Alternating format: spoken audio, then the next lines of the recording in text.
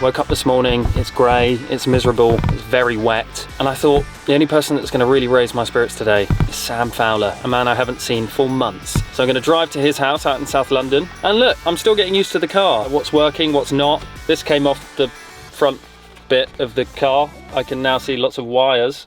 Looks important.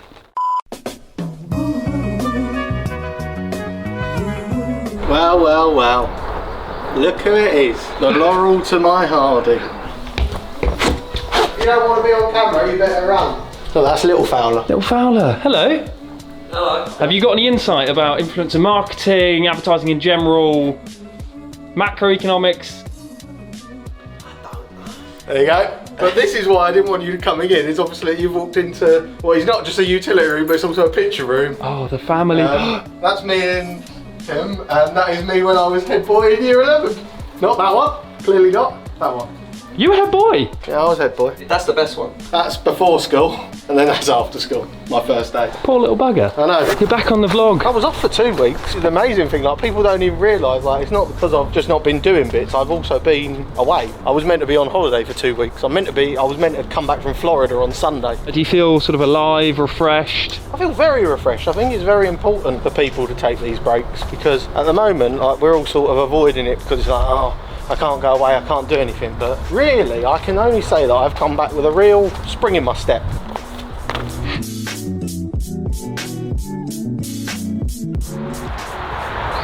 Greenwich's own Kew Garden. Twitter have announced a voice note feature. Twitter. It's an interesting move. I think that audio is always put to the back burner of like a type of media. People do say like, oh, radio's dead and things like that. And I don't believe that's the case. You get a lot more emotion out in your voice. You've got to look at the podcasts that we do now. It's very easy for someone to tweet something, the press to run away with it and have a field day and how it's interpreted. A voice note, something like that, you actually get someone's emotion through. The way someone says something is very important. It limits interpretation then, doesn't it? Audio notes. There are some people on Twitter, and I'm thinking mainly Trump. I'd love to know if he's got access already. Could you imagine him sort of spouting out, I've got a new amendment, this is it now, China. We're just not dealing with them anymore. New declaration on the independence, China, no more.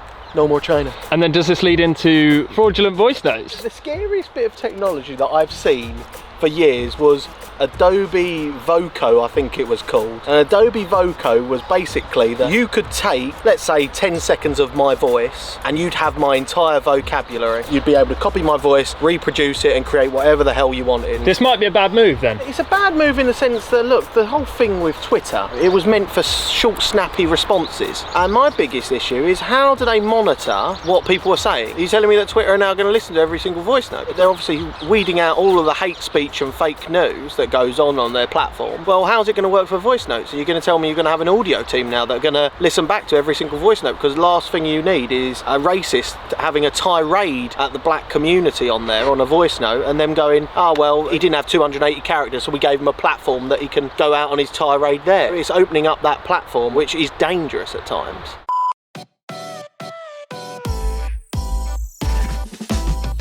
Well, I've just arrived at Eltham Palace and it is closed, unfortunately. I was feeling a bit funny. I thought I should probably check out my eyesight by driving to a castle or a palace, as Dominic Cummings has taught us, but I can't get in, so I'm just gonna have to be a risk on the road.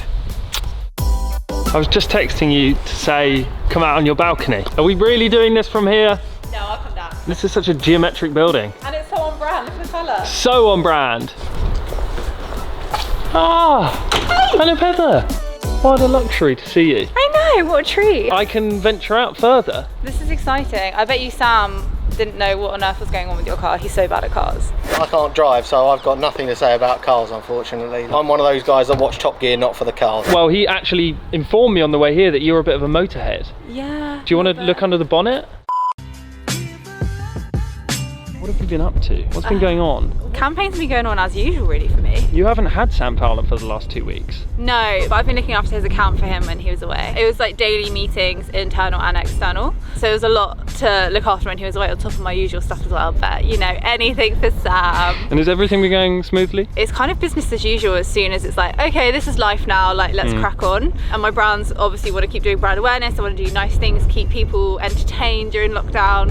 So we've been doing like some TikTok challenges challenges with clients, which has been fun, obviously, because TikTok has just exploded. Is it still exploding? Is it, you know, it's like the universe? Like, you're going to get the best CPE. What's CPE? Cost per evolution. Engagement. There we go. Cost per engagement. So you haven't lost it. You learned so much in the office. Definitely lost it. Have you heard about Twitter's voice note thing today? Yeah. Are you a Twitter user? Yeah. An actual daily tweeter?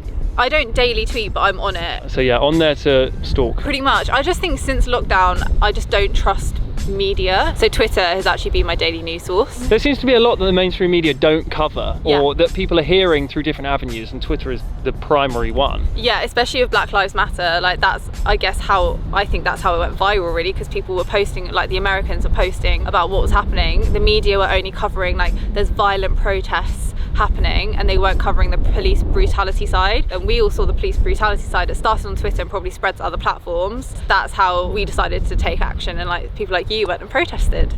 So there you have it. Audio tweets are going to be a thing. I'm actually audio tweeting right now. Is it a good idea for the platform, or is it just too radically different to what we know and love about Twitter? Tell us what you think in the comments below. Whose voice notes do you really, really want to listen to? And as always, thank you for watching today's vlog, you lovely, lovely people. Send tweet.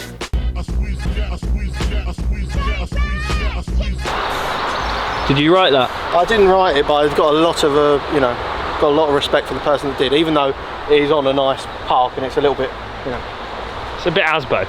it is a little bit Asbo.